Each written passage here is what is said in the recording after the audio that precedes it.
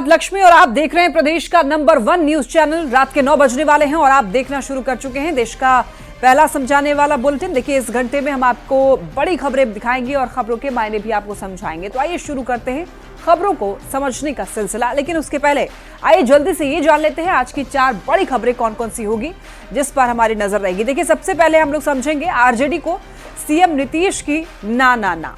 इसके क्या मायने हैं ये आपको आगे बताएंगे। और इसके बाद सीएम नीतीश पर नो कंफ्यूजन, ये भी आपको समझाएंगे आगे। और इसके बाद राहुल और तेजस्वी को प्रशांत किशोर का कैसा न्योता है ये आगे जानेंगे। और साथ ही ये भी समझेंगे कि क्या प्रशांत किशोर की युवा सत्याग्रह समिति क्या है, इसको आगे जानेंगे।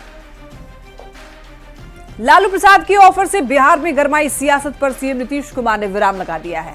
पिछले कुछ ही घंटों में मुख्यमंत्री नीतीश कुमार ने 1 या 2 नहीं बल्कि 3 बार इस बात पर मुहर लगाई कि वो आरजेडी के साथ जाने की दोबारा गलती नहीं कर सकते। सीएम ने स्पष्ट शब्दों में 2 कहा है कि वो अब कहीं भी किसी के साथ नहीं जाने वाले हैं। बीजेपी के साथ उनका रिश्ता टूट है, मजबूत है। सीएम के बयान पर क्या है आरजेडी का रिएक्शन, इस रिपोर्ट में देखिए।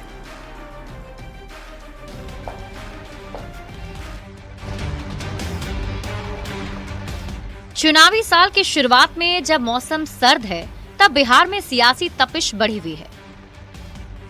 नए साल में बात शुरू हुई सियासत में बदलाव की, पर पिछले 4 दिन में 3 बार सीएम ने बदलाव की चर्चा को आरजेडी का अफवाह बताते हुए सिरे से खारिज कर दिया।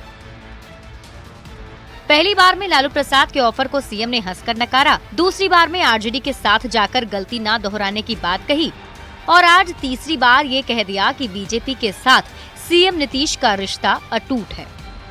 अब पहले जो था वो सबको खूब प्रेस वाला देते हैं। अरे हम तो 2 बार गलती से उस सबके साथ जोड़ दिया, अब तो हम फिर पुराना साथी में हैं। तो दूसरी समय ना हम किए जी, तो सब कोई काम किया। सियासी बदलाव की बयानबाजी पर सीएम नीतीश ने कुछ ही घंटे में 3 बार विराम लगाया है।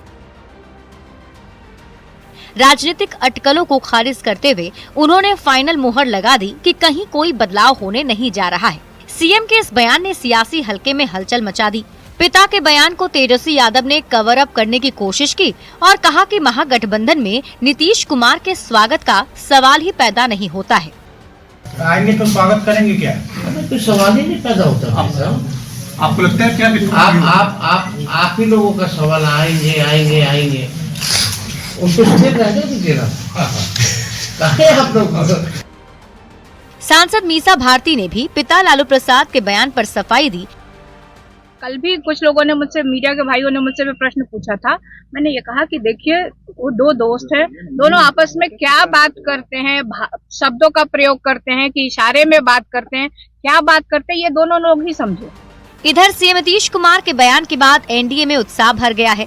बीजेपी नेताओं ने कहा कि नीतीश की ना से अफवाह फैलाने वाले को करारा तमाचा लगा है।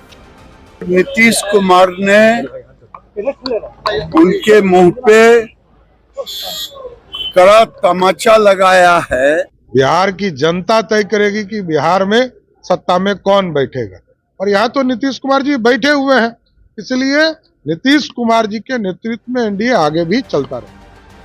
सीएम नीतीश ने साफ कर दिया कि बिहार में एनडीए पूरी तरह एकजुट है। बीजेपी के साथ नीतीश की दोस्ती 1996 से है और आगे भी जारी रहेगी। लिहाजा देखना होगा कि बदलाव की अफवाह आगे क्या रंग लेती है। पटना संवाददाता आनंद अमृतराज, अमित कुमार, धर्मेंद्र और मुजफ्फरपुर से न्यूज 18 संवाददाता प्रियांक सौरभ के साथ ब्यूरो रिपोर्ट न्यूज 18।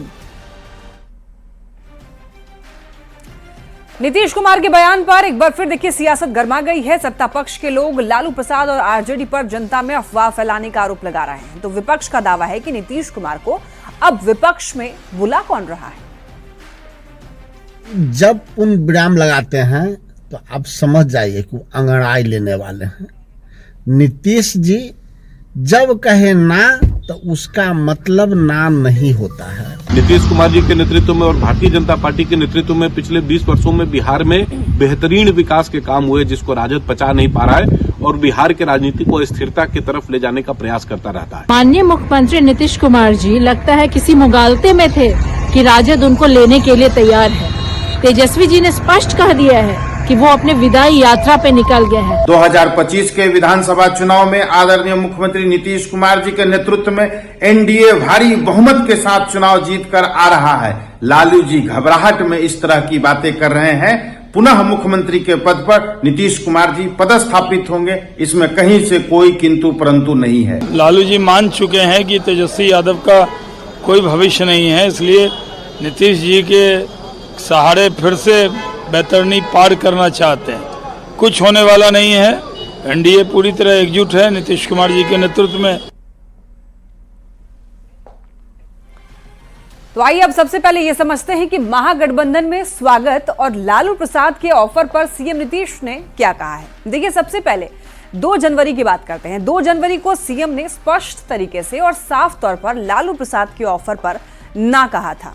इसके बाद 3 जनवरी को सीएम ने 2 टूक शब्दों में फिर से आरजेडी के साथ जाकर गलती नहीं दोहराने की बात कह दी और उसके बाद 4 जनवरी को वापस से मुख्यमंत्री नीतीश कुमार कहते हैं कि बीजेपी के साथ रिश्ता मजबूत है, अटूट है और वो एनडीए में ही मजबूती के साथ खड़े हैं। अब देखिए, इस पूरे प्रकरण पर सीएम अब तक क्या कुछ बोल चुके हैं, ये देखते हैं। देखिए, सीएम नीतीश ने साफ और स्पष्ट शब्दों में 2 टूक जवाब दिया है आरजेडी को। लालू प्रसाद के ऑफर को सीएम नीतीश ने साफ तौर पर खारिज कर दिया है, मना कर दिया है, ना कर दिया है। अब नीतीश ने कहा है कि हम 2 बार गलती से उधर चले गए थे, बीजेपी के साथ रिश्ता अटूट है, एनडीए में ही रहेंगे। तो देखिए, पुरानी साथी बीजेपी के साथ पूरी मजबूती से खड़े हैं, ऐसा नीतीश कुमार का कहना है कि एनडीए यानी कि बीजेपी जो है वो पुरानी साथी है और इसीलिए मजबूती के साथ खड़े हैं। बिहार के साथ साथ देश का भी विकास करेंगे। 2005 से जनता ने काम करने का मौका दिया है, तो सीएम ने कहा है कि एनडीए में निरंतर विकास का काम लगातार कर रहे हैं और 2005 से पहले बिहार की हालत बहुत खराब थी, ये भी बात कहते हैं नीतीश कुमार। और इसके बाद मुख्यमंत्री ने यह भी बताया कि एनडीए की सरकार में बिहार की स्थिति बदली है। तो ऐसे में अब ये समझिए कि नीतीश ने लालू का ऑफर आखिर क्यों ठुकराया। देखिए, ताकि एनडीए के अंदर किसी तरीके का कोई कंफ्यूजन ना रहे, क्योंकि जैसे ही ये बात सामने आई, ऑफर सुनने को मिला लोगों को, तो वापस से लोग वही बात करने लगे कि हो सकता है कि फिर से इधर से उधर नीतीश कुमार जा सकते हैं और इसी अफवाहों पर नीतीश कुमार ने विराम लगा दिया ताकि एनडीए के अंदर किसी तरीके का कंफ्यूजन ना रहे, गठबंधन को लेकर कार्यकर्ताओं के मन में कोई शंका ना रहे। 2020 में कंफ्यूजन की वजह से ही बहुत बड़ा नुकसान हुआ था। एनडीए खास करके जेडीयू को कई सीटों पर नुकसान उठाना पड़ गया था। अब देखिए, इस बात को समझने के लिए 2005 से अब तक की बिहार की राजनीति को समझना जरूरी है। देखिए, नीतीश कुमार का 1995 से बीजेपी के साथ गठबंधन रहा है। बीजेपी से मिलकर ही नीतीश कुमार ने लालू परिवार को सत्ता से बाहर किया। 2005 में नीतीश कुमार ने बीजेपी के साथ मिलकर विधानसभा का चुनाव लड़ा और 15 साल के लालू और राबड़ी के शासन को उखाड़ फेंका। तो इस तरीके से आप ये समझ सकते हैं और नीतीश कुमार ने अफवाहों पर विराम लगा दिया है। बढ़ते खबरों में आगे देखिए, शिक्षा परीक्षा को लेकर 4 दिन से अनशन पर बैठे प्रशांत किशोर ने युवाओं के मुद्दों को उठाने के लिए युवा सत्याग्रह नाम की नई समिति बनाई है।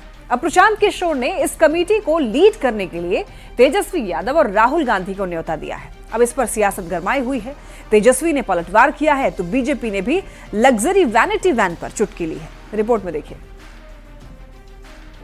सत्य के लिए आग्रह, सत्य क्या है? तो शूटिंग चल रहा है, टंकी ही है, इसके सिवा और कुछ नहीं है। और ऐसे लोगों का नेतागिरी नहीं चलेगा।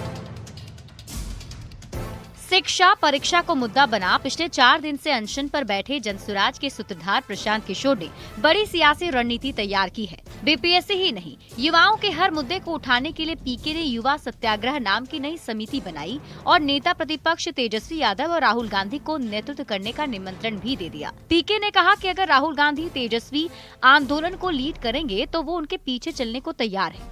तेजस्वी यादव जी आ जाए, वो इसका नेतृत्व करे, हम इसके पीछे चलने को तैयार हैं। राहुल गांधी आ जाए, राहुल गांधी आए और वो नेतृत्व करे। वो लोग तो हम लोग से बहुत बड़े हैं। राहुल गांधी के 100 सांसद हैं। अगर वो आ जाएंगे तो छात्रों की आवाज और बुलंद हो जाएगी। पीके के न्योता पर तेजस्वी यादव ने चुटकी ली और अनशन में हाईटेक वैनिटी वैन के इस्तेमाल को लेकर प्रशांत किशोर पर निशाना साधा। तेजस्वी यादव ने कहा कि लग्जरी वैनिटी वैन में एक्टर को बैठाया गया है, इसके प्रोड्यूसर और डायरेक्टर कौन है ये सभी जानते हैं। है वैनिटी वैन में तो भाई एक्टर एक्ट्रेस लोग रहते हैं और जहाँ शूटिंग होता है वही वैनिटी वैन जाती है। तो शूटिंग चल रहा है। इनके डायरेक्टर और प्रोड्यूसर कौन है हम लोग सब लोग जानते हैं।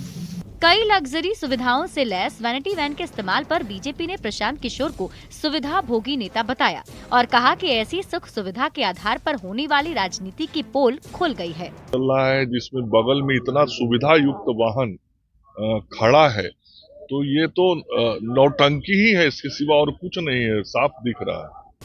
लग्जरी सियासत को लेकर हो रही बयानबाजी के बीच जेडीयू विधायक गोपाल मंडल के बिगड़े बोल भी सुनने को मिले। प्रशांत किशोर को लेकर गोपाल मंडल ने क्या कहा, आप सुनिए। उनके धरना फरना देने से क्या होने वाला है? बहुत बिहार में मरता है। एक आठ धरना दिए हुए चला ही जाएगा तो क्या बिगड़ जाएगा? सत्ता पक्ष और विपक्ष के नेता प्रशांत किशोर पर चौतरफा हमला बोल रहे हैं। छात्रों के आंदोलन में घुसपैठ कर राजनीति चमकाने का आरोप लगा रहे हैं, जबकि पीके युवाओं के मुद्दे पर नेताओं को एक मंच पर आने का आग्रह कर रहे हैं। देखना होगा ये सियासत आगे क्या मोड़ लेती है। पटना संवाददाता रवि एस नारायण, संजय और धर्मेंद्र कुमार के साथ ब्यूरो रिपोर्ट, न्यूज़ 18। सबसे पहले क्या है युवा सत्याग्रह समिति, आइए ये समझते हैं। देखिए, जनसुराज के संयोजक पीके यानी कि प्रशांत किशोर शिक्षा परीक्षा का मामला लगातार उठा रहे हैं और देखिए युवाओं के मुद्दों को उठाने के लिए युवा सत्याग्रह समिति इन्होंने बनाई है। तो प्रशांत किशोर ने कहा है कि छात्र संगठनों ने मिलकर नया संगठन बनाया है। प्रशांत किशोर ने 51 सदस्यीय युवा सत्याग्रह समिति का गठन किया है और इनका कहना है कि हम लोग एकजुट होकर के लड़ाई लड़ेंगे, कोई अलग अलग नहीं लड़ाई लड़ेगा, सब इकट्ठे होकर लड़ाई लड़ेंगे। तो प्रशांत किशोर गिरफ्तार होंगे तो 51 साथी यहां पर डटे रहेंगे। प्रशांत किशोर ने कहा है कि व्यवस्था परिवर्तन के आंदोलन का नेतृत्व युवा कर रहे हैं। छात्र युवा हित और बिहार हित के लिए युवा सत्याग्रह समिति काम करेगी, इनका ये कहना है। और ये कोई आरजेडी, जेडीयू, बीजेपी या जनसुराज का अभियान नहीं है। राहुल तेजस्वी को प्रशांत किशोर ने कैसा न्योता दिया है, आइए इसको समझते हैं। देखिए, युवा सत्याग्रह समिति बनाने के बाद राहुल और तेजस्वी को न्योता दिया गया। तो प्रशांत किशोर ने कहा है कि छात्रों के आंदोलन को राहुल और तेजस्वी लीड करें। मैं राहुल गांधी और तेजस्वी के पीछे चलने के लिए तैयार हूं, इनका यह कहना है। और तेजस्वी यादव अनशन पर आ जाएं, इसका नेतृत्व करें। तेजस्वी के पास 75 विधायक है, वो नेता प्रतिपक्ष हैं। तेजस्वी चाहेंगे तो 5 लाख लोग गांधी मैदान में अनशन करेंगे। प्रशांत किशोर ने यह भी कह दिया है कि राहुल गांधी हमसे बहुत बड़े हैं, उनके 100 सांसद हैं। राहुल अगर अनशन पर बैठेंगे तो उनके नेतृत्व के लिए तैयार हूं। प्रशांत किशोर ये भी बोले कि सीएम नीतीश ने 20 साल से लोगों की बात नहीं सुनी और बीजेपी के साथ आने पर यह कहा है कि बीजेपी वाले जब अपनी लाठी का जवाब नहीं दे पाए तो हमारी बात आखिर क्या करेंगे। अब देखिए, अब ये समझिए कि बिहार की सियासत में वैनिटी वैन की चर्चा क्यों हो रही है। देखिए, 70वीं बीपीएससी पीटी परीक्षा पर विवाद काफी ज्यादा हो रहा है। कुछ छात्र री एग्जाम की मांग कर रहे हैं और देखिए, छात्रों के समर्थन में प्रशांत किशोर अनशन पर बैठे हुए हैं, आमरण अनशन। गांधी मैदान में प्रशांत किशोर का अनशन चल रहा है और गांधी मैदान के पास वैनिटी वैन भी खड़ी है। ये वैन प्रशांत किशोर के लिए मंगाए जाने का आरोप लगा है। अब चूंकि देखिए, विधायकों का प्रशांत किशोर पर यह आरोप है कि अनशन के लिए वैनिटी वैन की आखिर जरूरत ही क्या है। लाखों के वैन वाले का आखिर छात्रों से कोई मतलब नहीं है। राजनीति चमकाने के लिए अनशन कर रहे हैं प्रशांत किशोर। अब उल्टा प्रशांत किशोर पर लोग तंज कस रहे हैं वैनिटी वैन को लेकर के। चलिए बढ़ते हैं खबरों में आगे। प्रगति यात्रा के देखिए दूसरे चरण में सीएम नीतीश ने मुजफ्फरपुर में सौगातों की बारिश कर दी। सीएम नीतीश ने मुजफ्फरपुर में 500 करोड़ की योजनाओं की सौगात दी। सीएम ने नरौली में करीब 30 करोड़ की लागत से बने आश्रय स्थल के साथ पंचायत सरकार भवन, आंगनबाड़ी केंद्र और मनरेगा तालाब का उद्घाटन किया।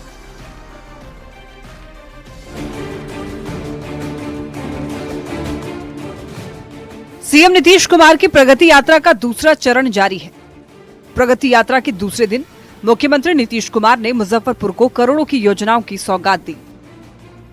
सीएम ने मुजफ्फरपुर के लिए सरकार का खजाना खोल दिया।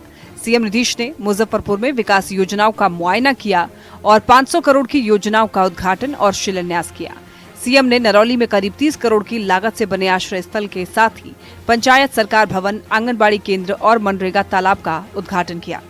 बिहार के मुख्यमंत्री नीतीश कुमार प्रगति यात्रा के दौरान मुजफ्फरपुर के नरौली पंचायत पहुंचे और नरौली में बने वृहद आश्रय गृह का उन्होंने उद्घाटन किया है। करीब 30 करोड़ की लागत से यह वृहद आश्रय गृह बना है, जिसमें बाल गृह, बालिका गृह बनाए गए हैं। साथ ही साथ इधर देखेंगे, एक साथ जिले में कई योजनाएं जो चल रही थी उसका भी सीएम नीतीश ने उद्घाटन किया है। बताया जा रहा है कि करीब 500 करोड़ की योजनाओं का उद्घाटन और शिलान्यास जो है सीएम नीतीश कुमार ने किया है। प्रगति यात्रा के दौरान सीएम नीतीश ने अधिकारियों के साथ समीक्षा बैठक की। समीक्षा बैठक के दौरान सीएम नीतीश ने मुजफ्फरपुर के लिए बड़े बड़े ऐलान किए। सीएम की घोषणा के मुताबिक मुजफ्फरपुर के पूर्वी भाग में रिंग रोड का निर्माण कराया जाएगा। गोबरसही और रामदयालु में जाम की समस्या दूर करने के लिए रेलवे क्रॉसिंग पर आरओबी बनेगा। मधौल रामदयालु पथ का चौड़ीकरण किया जाएगा। सभा चौक से मरीचा तक सड़क निर्माण कराया जाएगा। चांदनी चौक से बखरी रोड बाईपास सड़क का चौड़ीकरण होगा। चांदनी चौक से भगवानपुर चौक तक पुल सहित सड़क का चौड़ीकरण किया जाएगा। चंदवारा पुल के पहुंच पथ का निर्माण होगा। गायघाट प्रखंड के भटगामा से मधुरपट्टी घाट पर पुल का निर्माण होगा। औराई प्रखंड के घनश्यामपुर और मथुरापुर पंचायत में 3 पुल का निर्माण किया जाएगा। बंदरा प्रखंड में बड़गांव से शंकरपुर तक सड़क निर्माण होगा। बैरिया बस स्टैंड का नाम अमर शहीद बैकुंठ शुक्ल के नाम पर किया जाएगा। सीएम नीतीश कुमार प्रगति यात्रा में मुजफ्फरपुर में सौगातों की बारिश कर दी। मुजफ्फरपुर से न्यूज़ 18 के लिए प्रियांक सौरभ की रिपोर्ट। मुजफ्फरपुर को सीएम ने क्या क्या सौगात दी, आइए ये जान लेते हैं। देखिए, इसी साल बिहार में विधानसभा चुनाव होने वाला है। विधानसभा चुनाव से पहले सीएम ने एक बड़ा तोहफा दिया। मुख्यमंत्री ने मुजफ्फरपुर को 500 करोड़ की सौगात दी। मुजफ्फरपुर के पूर्वी भाग में रिंग रोड का निर्माण होगा और गोबरसही और रामदयालु में रेलवे क्रॉसिंग पर आरओबी बनेगा। मधौल से रामदयालु तक सड़क मार्ग का चौड़ीकरण होगा। और देखिए, सभा चौक से मरीचा तक नई सड़क का निर्माण होगा। चांदनी चौक से बखरी रोड बाईपास का चौड़ीकरण होगा और चांदनी से भगवानपुर तक पुल और सड़क का भी चौड़ीकरण होगा। वहीं देखिए, चंदवारा पुल के पास में बहुत जल्द ही अप्रोच रोड का भी निर्माण किया जाएगा। वहीं भटगामा से मधुरपट्टी घाट पर नए पुल का भी निर्माण होगा। इसके साथ ही घनश्यामपुर और मथुरापुर पंचायत में भी 3 पुल का निर्माण होना है। अब बड़गांव से शंकरपुर तक नई सड़क का निर्माण होना है। वहीं शहीद बैकुंठ शुक्ल के नाम पर बैरिया बस स्टैंड का नाम भी रखा जाएगा। मुसहरी के नरौली क्षेत्र में वृहद आश्रय गृह का भी उद्घाटन होगा। तो ये कुछ काम हैं जो कि होने वाले हैं, यानी कि ये बहुत बड़ी सौगात जो है मुजफ्फरपुर को दी गई है सीएम नीतीश के द्वारा। झारखंड में इंडिया अलायंस के प्रमुख चुनावी वादों में से एक था 450 रुपए में गैस सिलेंडर देना, लेकिन अब वित्त मंत्री राधाकृष्ण किशोर ने इस मामले में यू टर्न ले लिया है। क्या कुछ कहा है वित्त मंत्री ने और बीजेपी इस बयान पर क्यों हमलावर दिख रही है, इस रिपोर्ट के जरिए जानिए। ये इंडिया गठबंधन के एक राजनीतिक दल की थी जो कांग्रेस पार्टी थी। मैं भी कांग्रेस पार्टी से जा रहा हूं।